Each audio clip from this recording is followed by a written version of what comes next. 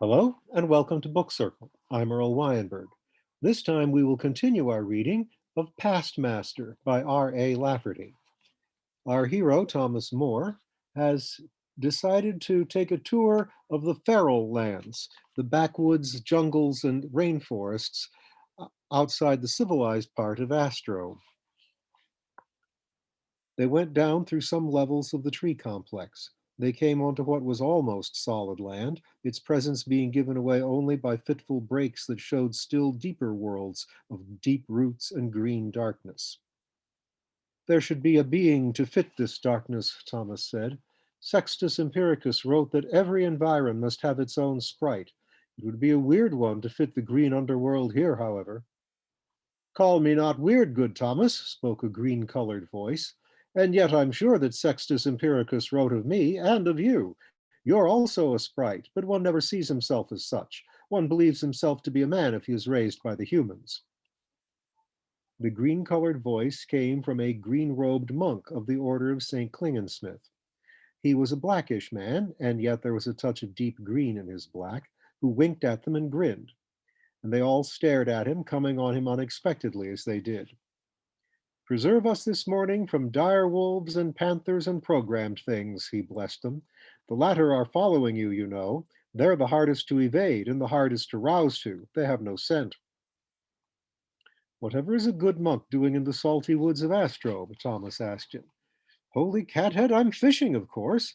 But what are fine people like yourselves doing here? There was an old earth epic named Babes in the Woods. That is yourselves. I am Father Adopter of the Green Robes, and now I see that you are not ordinary fine folks. There is Maxwell, the avatar who burns up his bodies, and we pray for him. There is Evita Child, who has become something of an archetype in the salacious dreams of the men of the orders, and she prays for us. She is a character in the folklore of the feral lands. There is the Paul, whom we know. He will suffer stark death in following out a mission and will never be told its purpose. And you, sir, the doubtful Thomas, are a revenant with a double sign on you.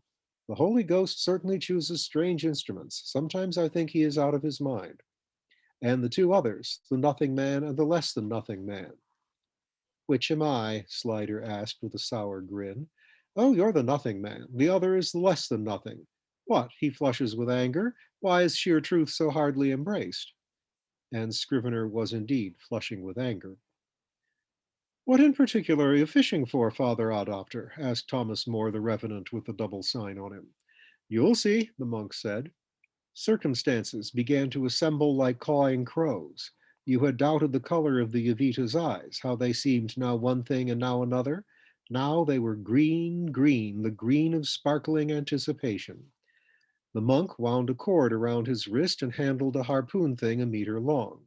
He peered into the green water with crinkling black-green eyes. Then he dived, robes and all, as a hawk dives, powerfully into the green water. And there was a sudden turbulence. There was a struggle of resounding great power underwater, a startling force striking and rupturing something of very great weight. The green robe broke water again and surged up onto the rooty platform, all in one motion. He drew up the cord with hands and wrists of such terrifying size that it seemed impossible that they should belong to him. The water was bloody and churning when he brought the thing to the surface and drew it half out. It was a fat discoid thing, black and quivering, and 1/3 of its circuit was angry-toothed mouth. It weighed 150 kilograms, and it could have snapped a man in two through the trunk. I called myself a fisherman on old Earth, Thomas said in admiration, but I never in my life took so grand a fish as that. Days of my life, to see it is hardly to believe it. Thomas, Thomas, the green robe chided, it's but the grasshopper that one catches in his palm to use on the hook. This isn't the fish, it's the bait. The green robe put 3 more harpoons into the creature that fought and groaned. There was something else now, great wings, as it were, deep under water and gathering for the pounce upward, the greatest wings ever. The green robe made the harpoon lines fast to various thick branches and roots. His giant bait was threshing and churning with two-thirds of it in the water. Then the green robe leapt onto the bait creature, slashing it deeply with a hand knife. It bled in spectacular fountains of dark rushing blood that exploded with the lustful smell of rampant iron and stripped green wood and battlefield stink. From a powerful underwater organ, the creature was roaring with a rage that set both the water and the air to reeling. The green robe rode and slashed the pitching thing at great risk of limb and life. Devil, devil, rise and die, come and find what thing am I, Evita chanted like a little girl rhyme, but her eyes were green volcanic fire 1 billion years old. Hurry, Paul shouted, it's rising like a thunderclap. I know, the green robe crooned. Holy cathead, it does rise fast, but the last second is the best. Devil, devil, come in hate, take the fine Evita bait, the wild girl chanted, but her eyes no longer focused and she was frozen in hysteria. The green robe leapt clear from his bait creature at the last possible second. Then the great thing swooped and struck upward, 1,000 kilograms of center bulk that swallowed the trussed creature in a single gulp, 30-meter-long tentacles that reached blindly for more prey, the big eye in the middle mad and livid with malevolence. The devil. The main bulk was clear out of the water with the speed of its upward surge smashing the surface. It was but a lightning instant, but many things were observed simultaneously in that instant, not the least of which was the lightning itself, the corona-like discharge and blinding aura of the great sea creature. It was the Hydra taking the bait. Now, clanged the green robe with the belfry sound of St. Lo, which is underwater. Now, croaked Paul like a rampant bullfrog. Now, Evita sang in a voice that was green bronze pickled in brimstone. They had spoken together, and no time at all had elapsed. The three of them were onto the Hydra before it thunderously shattered the water as it fell back from its great surge. They went with snake-like knives for the Hydra eye and the brain behind it, feverish in their haste before the terrible tentacles could be brought to defend and to attack. Hysterical battle, hooting challenge, high screaming triumph. The Hydra trumpeted with an anger and agony that stabbed through the whole feral region, killing small birds by the very pitch of its scream. It submerged with the crashing fallback from its great surge, and the three attackers stayed with it, cutting and hacking in near hysteria. The Hydra screamed underwater, and after a while it rose again. The huge tentacles lashed and writhed, but no longer with great power in them. The green robe and Paul and Evita were through the giant eye and into the brain, cutting relentlessly and furiously. Evita had the head and most of her inside the big eye, and her chant came out of that cavity. Devil, devil, boom and bell, watch Evita give you hell. The weird voice of a small child gone mad. The Hydra devil groaned with an echoing hollowness that shook the whole region, and then it died. Why, this is allegory acted out before my very eyes, Thomas exclaimed, and he was shaking from the passion around him. He was finding words to deny what he had seen. Enjoy it, Thomas, enjoy it, the green robe cried as he leapt back onto the rooty platform, the almost land. Give it accolade. You were a London playgoer, but you never saw so high and roaring a comedy as this. A man may not do it twice in one day. A strong body will stand it, but the emotions will not. It isn't real, Thomas said. It cannot be real. It's but a grand illusion. Look, our Paul has been drained, and he rolls his eyes like one half dead as he totters back onto the land. What is the content and real substance of this, Father Adopter? Why, it's the killing of the devil, good Thomas. The devil must be killed afresh somewhere every day. If he is not, then our days be at an end.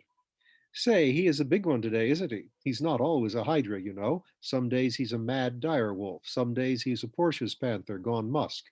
The devil has his several forms, but we must kill him every day to limn his limits. Our good Thomas is not beyond hope, Paul panted as he came back from the deeper shadow world to one less deep. You are not completely revolted, Thomas. You are near as impassioned as ourselves, however you deny it. Golden Astrobe hasn't yet got you entirely in her effete wiles. You weaken and you conform, and they seem to be winning you, but this will stand as a sign for you before you weaken completely. In this blood be you blessed, Thomas. You all be daft, Thomas growled, uneasy, and yet somehow caught up into the bloodlust of the thing. It is an unnatural satanic thing that happens here, and you revel in it. And the child woman, has she gone brand mad? She's possessed, the green robe said, and Evita had almost disappeared into the cavernous brain of the Hydra devil. She gorged and reveled there. She has consorted with the devil in his other forms, the green robe said, and there is a curious hatred and tension between them. I have never been on a devil kill with the child before, but I have heard of them. She becomes wild sometimes. You actually believe in the devil here in the Pharaoh lands? Thomas asked as Evita withdrew somewhat from the monster. What an odd fellow you are, the green robed father adopter marveled. You have just seen us slay the devil, and you ask whether he be. Do you not believe your eyes? Does this seem like an ordinary creature to you? Not ordinary, of course, Thomas said weakly, as though he were pleading a losing case in court. But by definition, it is within the order of nature, since there is no other order. Thomas, Thomas, you cannot win that little game even when you make your own rules. I can understand how the superstitious or the ignorant. No, no, good Thomas, look at it.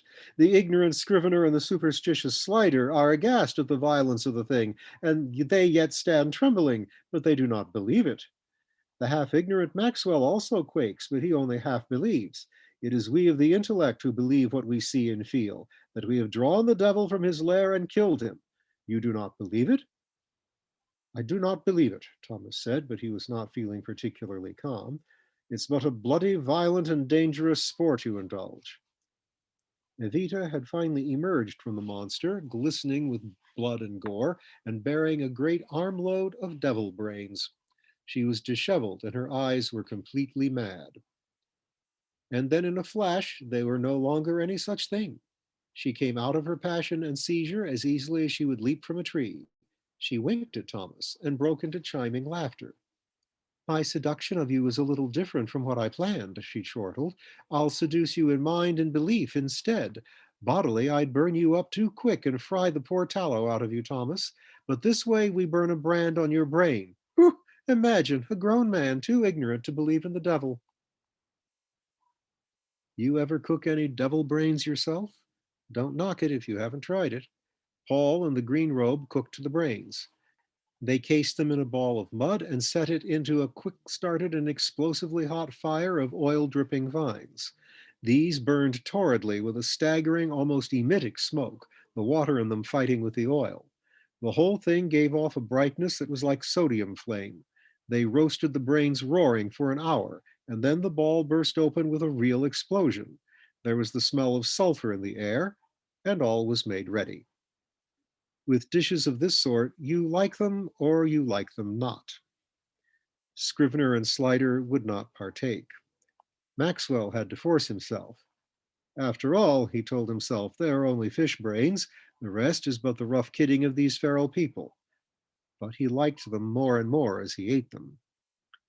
Thomas tasted in a surly manner and out of curiosity, and then he was hooked on the bait. He welcomed them as one of the rarest and heartiest foods ever. They entered into him. Ah, the salt and the sulphur of them would stand him well in his crux hour when it came. By eating its brains, he would always have a certain mastery over this enemy.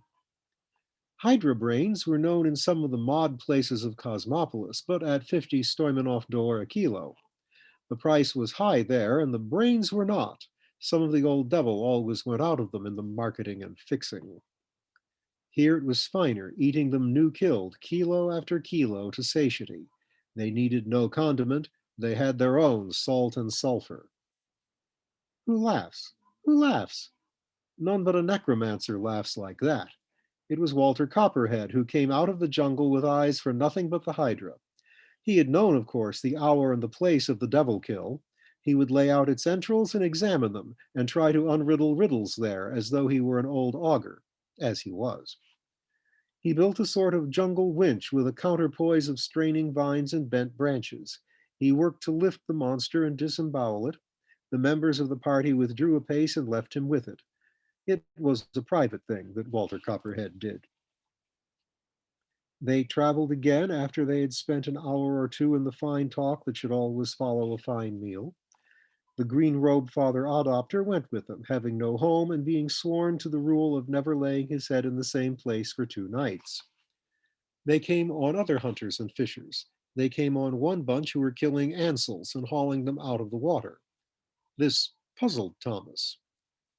Rimrock the Ansel was a creature of intellect and therefore human. But these Ansels, Thomas understood at once, were not creatures of intellect and were not human. The difference was clear on the practical plane, but the theory was not.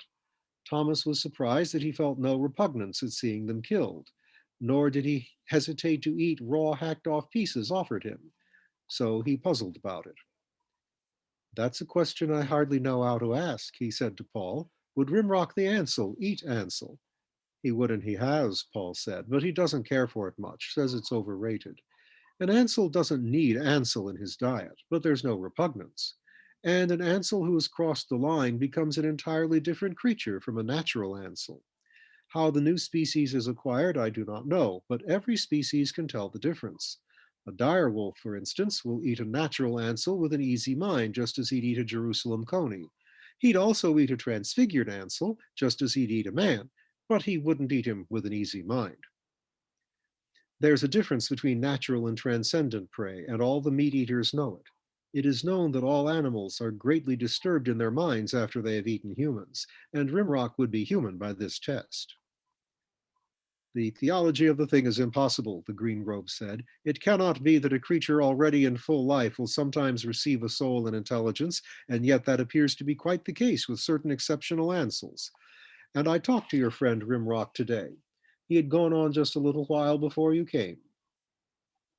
They traveled again, and the mountains grew higher and came closer. They traveled through the afternoon, stalked always by the programmed killers, and at dusk they came to Goslar, the city of the Salic emperors.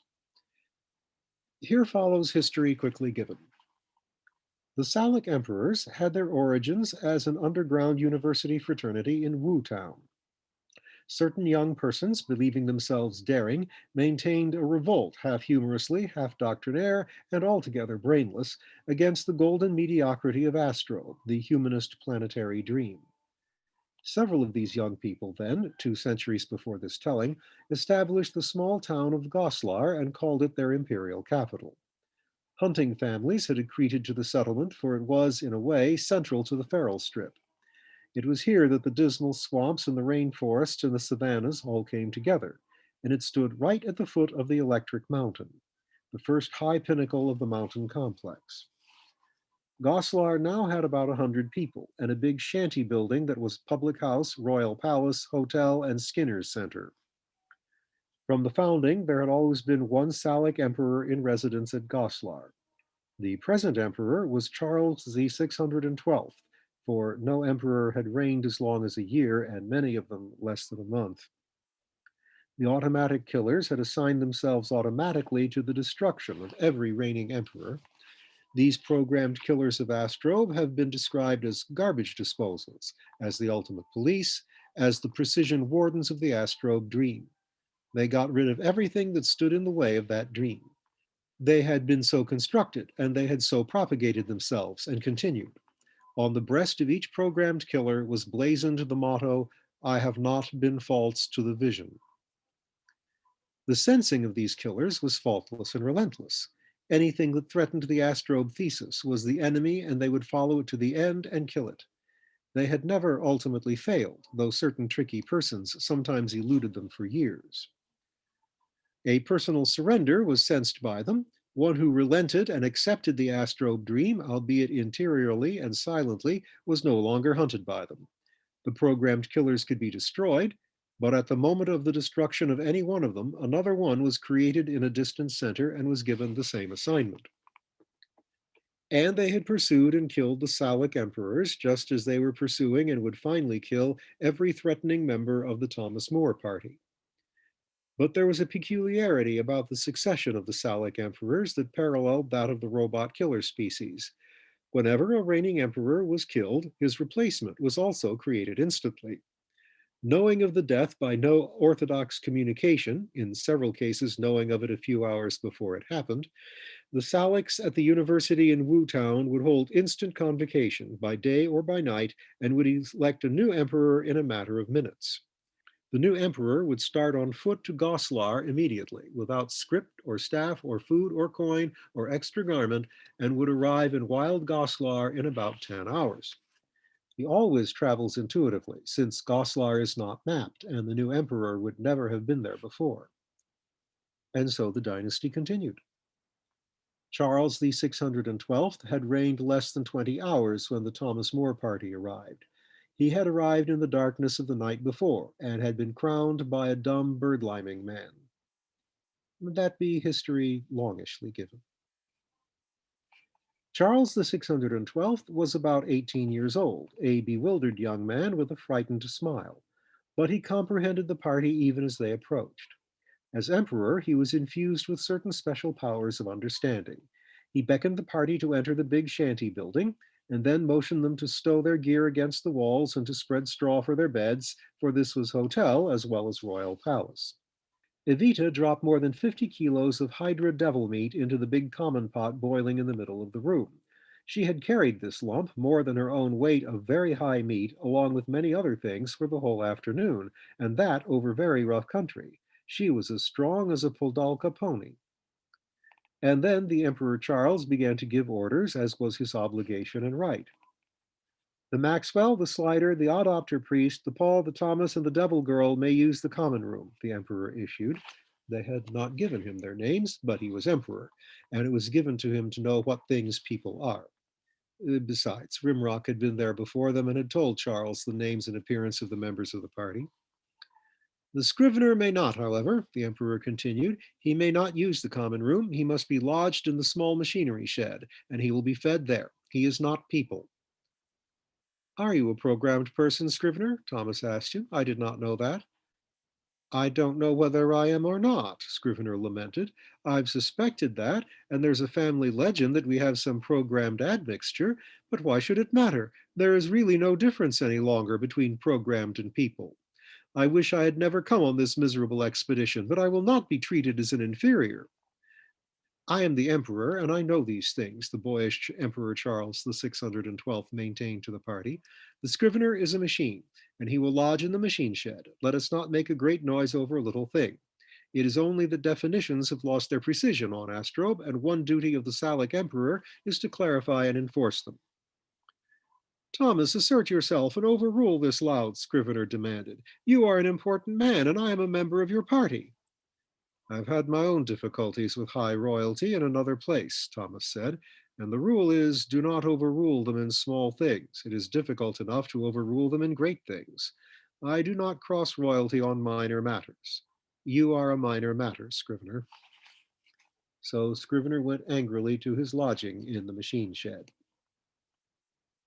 Charles the 612th had been polishing the skull of Charles the 611th, the emperor who had been murdered on the morning of the previous day by the programmed killers. The skull had been partly shattered by the mortal blow, and Charles the present had to work carefully. He had a sort of white clay that he was using for paste, and he set the larger pieces into the break. Evita came and began to arrange the smaller fragments, cleaning them from the day-old gore and handling them deftly. How is it that you are of high blood, Devil Kid? The young emperor asked her. They appeared to be about the same age, but if the legends of Evita were only partly true, this were impossible. The whole wallful of skulls would protest your touching a sliver if you were not of high blood, but they seem happy in their niches. What? Were you the consort of one of them? And that one is making for you as much song as a dead skull can make. But there is more than one of them crooning to you. You must be very old. So old. There is Charles the 112th himself stirring at you. You are Stephanie, the green-eyed queen. But Charles the 205th is also chiming in and rocking in his niche. So you are Queen Bridget. And Charles the 315th is happy at sensing your presence. So you are Queen Candy May. How could you be all of them? I call you Devil Kid, and I was right. But they all love you. I wish that were true, Evita said, but you will notice that Charles the 313th has turned his face to the wall. Poor Charles, it was all a misunderstanding, Charles, really it was, and the sounds made by two others are not happy ones. I have been as many bad queens as I have been good ones. I come often back to Goslar to renew myself. I've been a lot of queens. Be one more, Charles cried. The odd-opter priest will marry us at once. Oh no, my days of queening it are over. I've committed myself to the Thomas adventure, and I will follow it the several months till I am released from it by his death. I doubt if you will still be alive then, Charles, but I may come and see. And we'll come and see next time.